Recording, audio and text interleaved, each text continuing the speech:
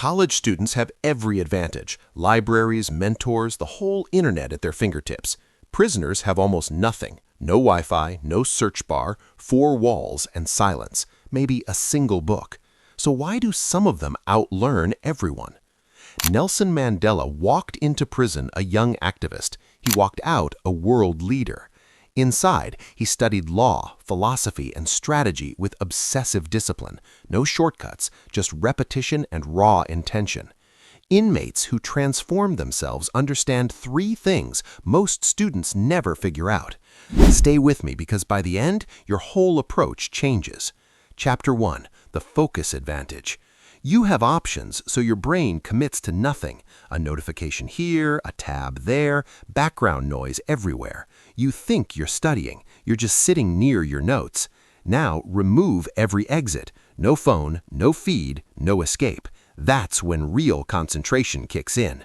Cal Newport calls this deep work.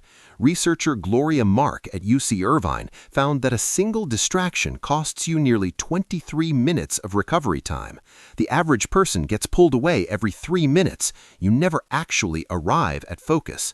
Prisoners have no choice but to stay there. Chapter 2: Stakes-Driven Learning. You study for grades. They study because the alternative is losing everything. Inmates who become legal experts aren't doing it for credentials. They're fighting for their own freedom. When the cost of not knowing is that high, your brain stops treating information as optional. Psychologist Robert Bjork calls this desirable difficulty. Real stakes permanently wire knowledge into memory. Mandela didn't study to impress anyone. He studied because clarity was his only weapon. That's not ambition, that's necessity.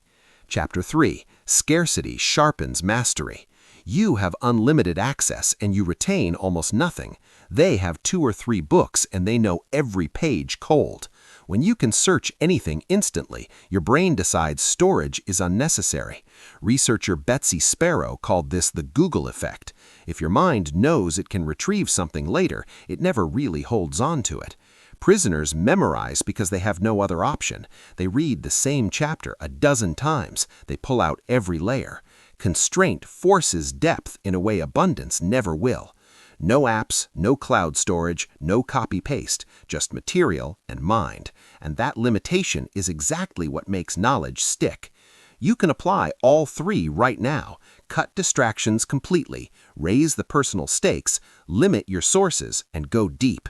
Whether you're preparing for licensing exams, learning a new skill, or building something from scratch, the method works. The question is whether you'll actually use it, or just scroll to the next video and forget everything you just heard.